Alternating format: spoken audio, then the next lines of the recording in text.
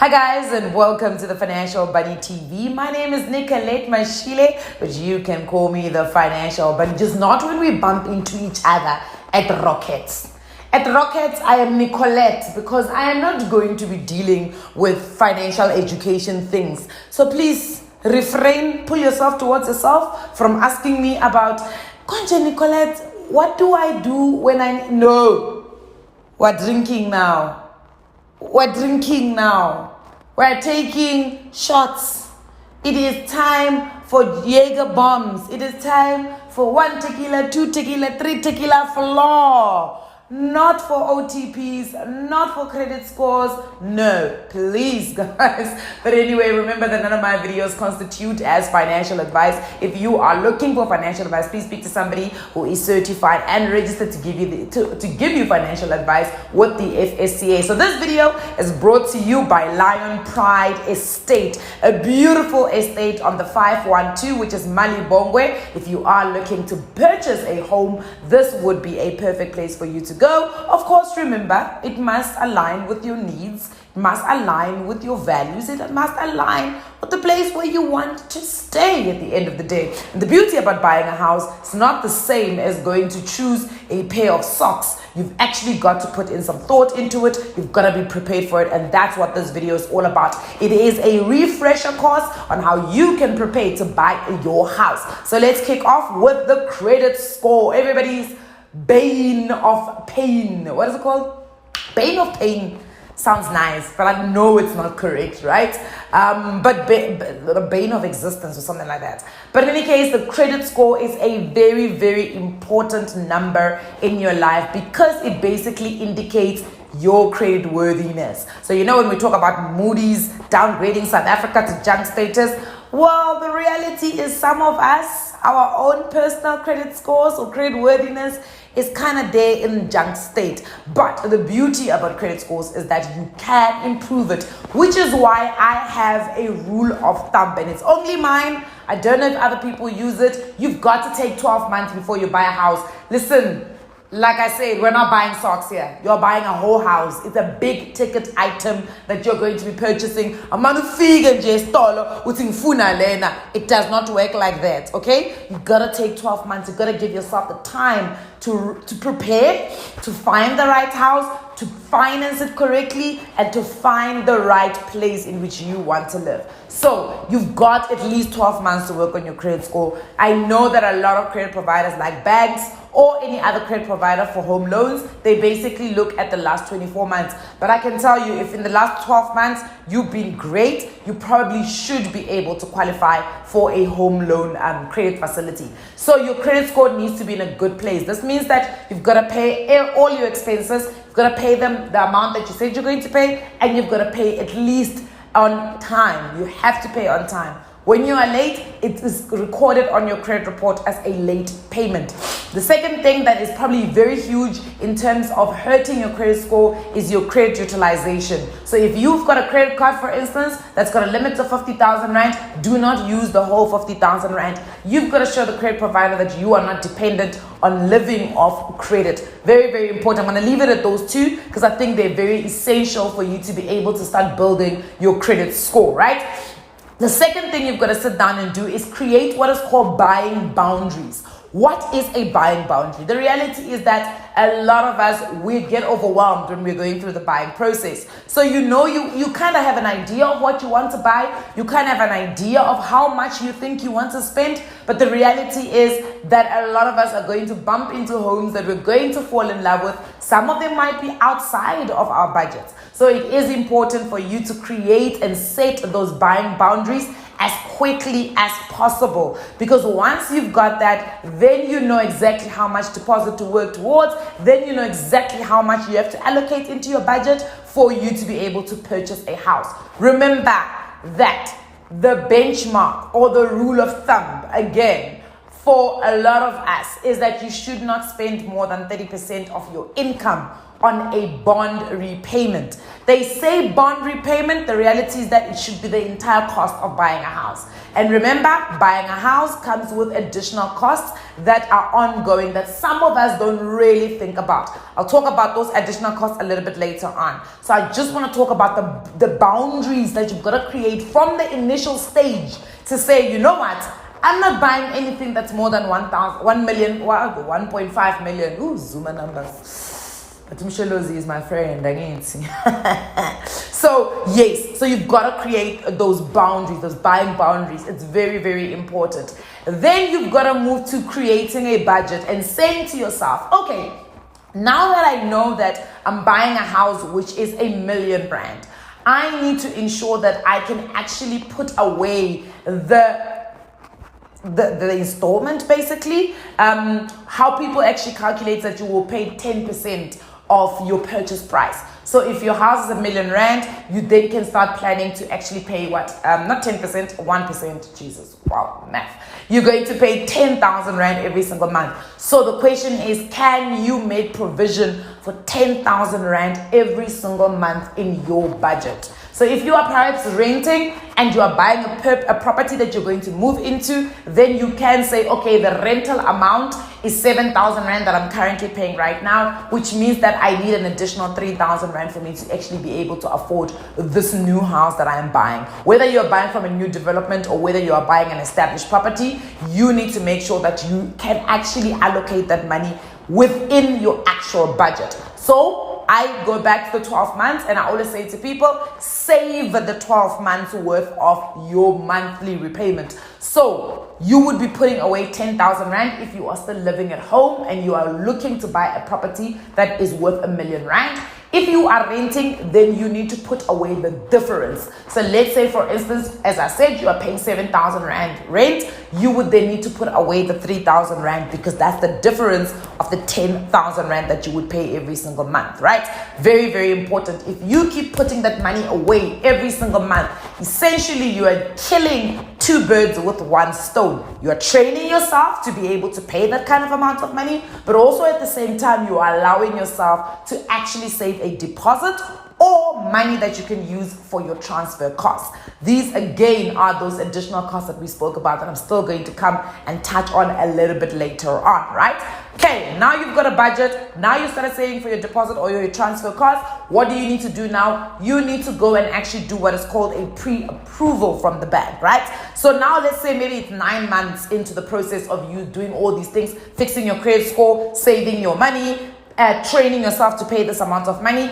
9 months into this process, now you go to the bank and you do what is called a pre-approval or a pre-qualification. Very, very important to remember that when you are doing a pre-approval, it is not the final offer that the bank is going to give you. It gives you kind of a gauge or a range of the amount of credit that the bank is willing to offer you, provided you pass their affordability test and of course their credit check test. Those are the two tests that the bank is going to do once you go into the process of actually applying for your home loan. So this is very important. The credit, the pre-approval or the pre-qualification is merely a guide of how much the bank will be able to advance to you as credit if you pass the two tests that they do, which is the affordability test and the credit check test. So you've done your pre-approval. The pre-approval comes back to say, you know what? We can give you 1.5 million. Now, this is where a lot of people get lost now. Now they're thinking, oh, I can buy a house for 1.5 million. Remember, just a couple of months ago, we set our buying boundaries. We said R1 million. You do not go over R1 million because the bank says they can give you 1.5. Okay? What we're trying to do here is to make sure that you get 100% bond. So it is important that you don't do that. But also with the deposit that we're saving, if you have the transfer cost, we're going to make sure that you don't need 100% bond. Do you see what we're doing here? I absolutely love it. So, okay, now the bank has pre-approved you for 1.5 million. You stick to your boundary. You go out there, you go on your property 24, your private property, your anans, whatever they're called, and you start looking for your property, right? I would say this is the perfect time to get closer to that engineering friend of yours that you didn't really like keep in touch with. This is the perfect time that you get in touch with that architectural friend that you didn't really keep in touch with. This is the perfect time that you keep that plumbing boyfriend that asked you out the last time he came to fix your toilet. This is the perfect time to keep those people, because these are the people that you might want to invite to your viewings when you're going to go and view the properties that you are looking to buy. And I'll tell you why. The reality is a majority of us are not trained to be able to see any defects when it comes to a property, especially a property that you're going to fall in love with, because that's generally what happens. When you go to view, real estate agents are like mavericks when it comes to dressing up homes, okay? Especially showrooms, especially properties where nobody's living in. The real estate agent, my friend, knows exactly the psychological points or press points to touch on all of us. They will light up the room. They will give it minimal but sophisticated furniture. They will have all the windows open. They will have orange scents and vanilla scents with bark wood smelling in the house as you walk in to actually go and view, and you just move in. Sometimes they even use a scent of freshly baked scones, okay? Because when you are viewing, you are like, this smells like home. I want to buy this property because it just smells like home. I can already see my kids running around in here. I can already see myself reading in that nook. But what about that crack on the wall that you are not seeing because they've painted over it? But what about that rotting skirting that is wood that looks like something is going on, but they've just newly polished it so you cannot see it? That is why it's important to bring somebody else. I remember after I bought my house, my dad literally walked in and he knocked on the wall and he said, yes, sis, regular masepa, ne? And I was like, that's a house, okay? And I love my house, so you're not going to tell me that something's wrong with my walls. If it's drywall, then it is fine. I shall live with it. But that was because I didn't take any structural engineering type of experts. But the fact is, you're not always going to get this right. But if you are going to go to your viewing, even if it's not a professional in those different professions, get a friend. 4 eyes are better than 2 eyes. I can assure you of that. All right. Okay, so now you've got your viewing. Let me tell you, skapapa. Don't be impulsive. Do not sign the OTP immediately. Why do I say this? Because when you sign the OTP immediately, you are in euphoria land. You are so excited. I'm about to get a property because I you've done the pre-qualification. You've saved for a deposit. Your credit score is looking spick and span. Now you're like, who's going to say no to me? No, you must say no to yourself. You've got to relax, because the price that you're going to offer to pay needs to be a fair value of the actual property. So what you're going to do is ask them if you can take the offer to purchase home, sit down, get on the internet, log into what is called Lightstone Properties and check the property. Check what are the prices that other people are paying in the same area. Check what are the prices that people are paying for a similar house. Check what the last purchase price of that house is. These things are important to guide you to make a fair value of actually a price that you want to purchase at. Okay, sharp, let's say you got there, omanati, or sharp, you signed them offer to purchase. Remember, there is a suspensive clause in there that says that once the suspensive clause conditions have been met, this document will become a legally binding document. Therefore, you will buy the house because you said you are putting in an offer and you said if any bank is willing to give you a loan, omanat. So I would say edit that suspensive clause, okay? Say which bank you want, say at what interest rate, because that's the one that knocks a lot of people out, and say over how many years. Very important for you to say to edit that suspensive clause. Send it back. It is an offer to purchase, so you can alter that OTP as much as you want, because you give an offer back to the seller to say, these are my buying conditions. If the seller is happy, the seller will sign and send it back to you. Now we must go and go find you money. Okay? Go to the banks. I would say go to the banks yourself if you have time. There's a company called Mortgage Market. You simply put in one application, it goes to all of the banks. If you've got the time, because some of you will rata admin, go to the banks yourself and go and put it in. Don't worry about your credit score. It's not going to hurt your credit score because it's one offer to purchase. So it's seen as one credit application. Sharp. Okay.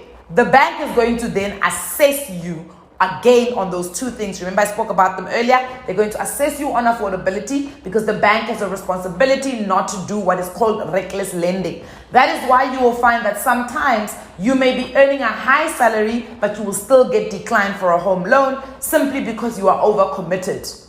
Because affordability, you don't pass there by affordability. The second one they're going to do is your credit check. Do you have a good credit rating? Do you have a good credit score? Do you usually pay for your credit agreement? That is something they're going to be also looking at. So very important that you make sure that you can pass those two checks. Once you pass those two checks, the bank is going to make you an offer. Now, skaba sali, skaba innocentia, okay? Don't become a Beatrice and just take the first offer from a bank. You gotta take those offers and you gotta put them down and you gotta assess. And you gotta say, okay, bank A is giving me 10%. Bank B is giving me 9%. Bank C, I bank with bank C, but they're giving me 9.5%. Bank. Then you've gotta say, okay, which is the best deal here? And you go to the bank that you actually want and you say, guys, so this bank that I don't bank with is willing to give me this. Why are you giving me this?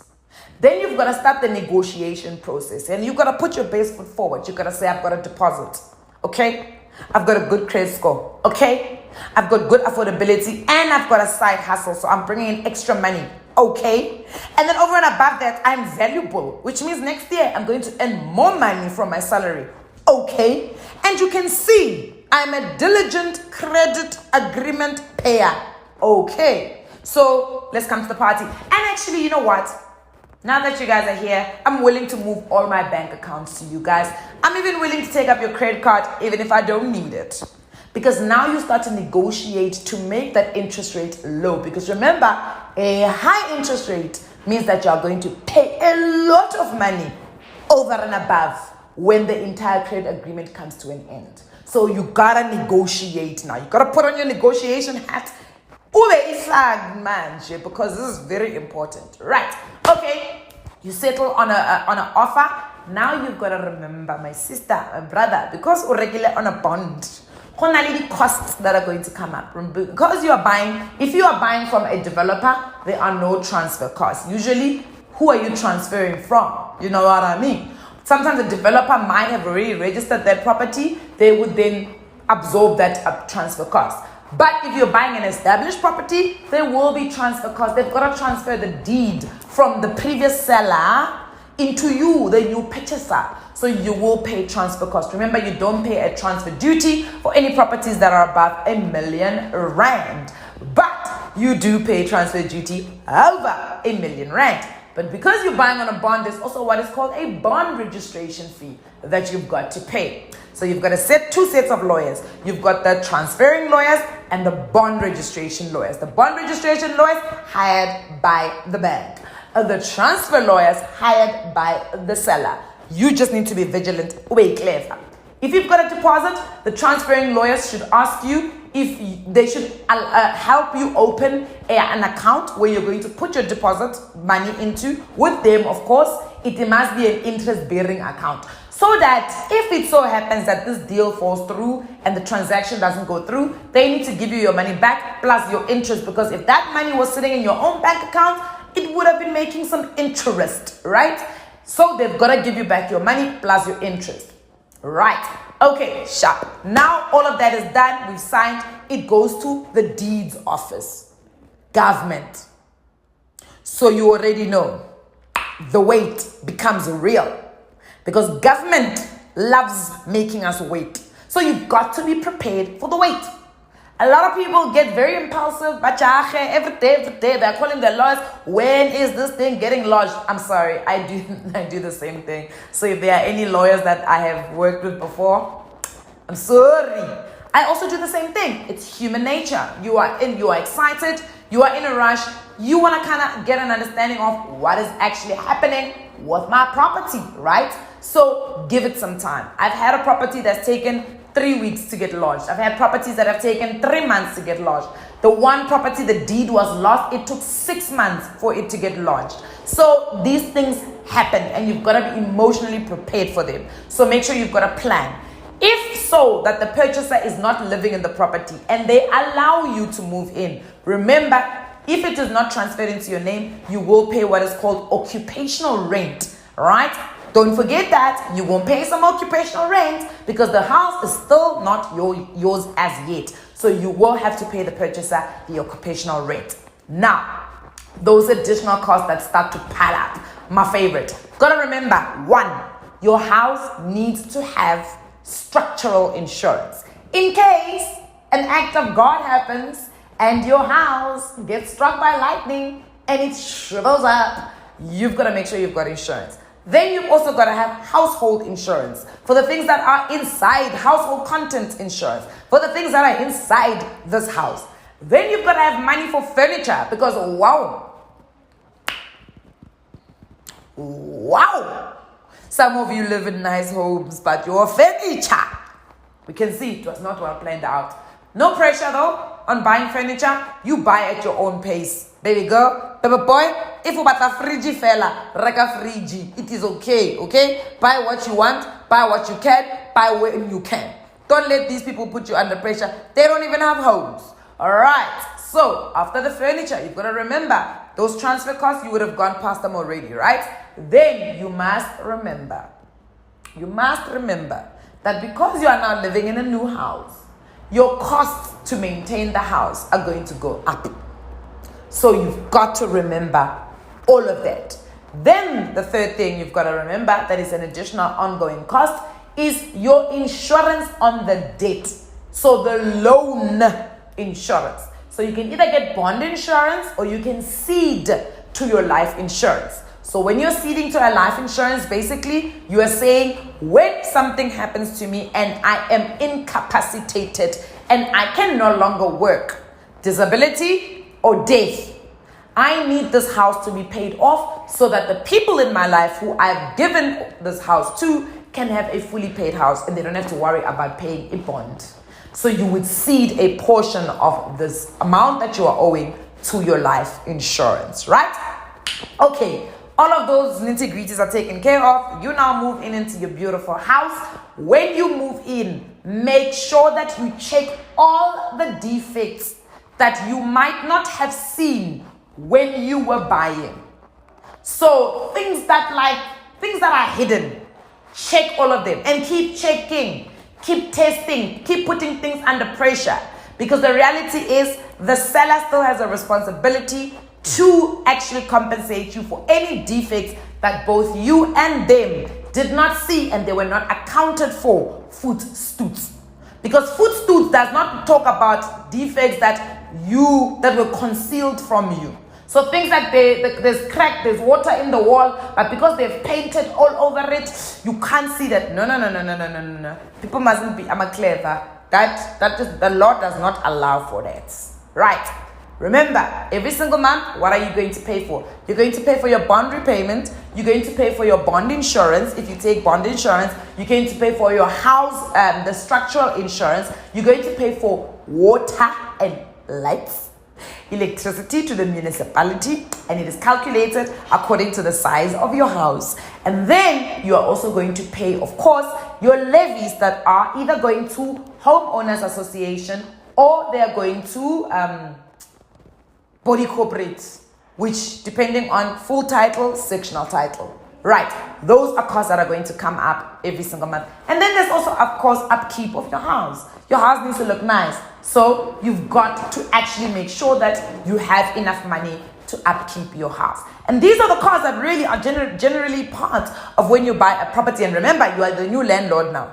So when something happens, there's no more phone call. Hey, so this is broken. No, it's up to you. So you can see from this entire process, from part 1 all the way to part 2, that it is an exhausting process, and it's one that you've got to be ready for. And it can only become exhausting and emotionally draining if you are not emotionally prepared for it. So make sure that you are prepared for the buying process as much as you can. Things can go wrong, but things can go really right if you do all the prep work. Remember that this video is brought to you by Lion Pride Estate. They are all the way on the R512, which is Malibongwe, next to Cosmo, and they've got an amazing estate that they're building there that is going to have absolutely amazing amenities, like a private school, like a mall, and they've got parks, they've got all sorts of things. It is a security estate, so you are going to be secure if you do decide to buy in there. Mwah.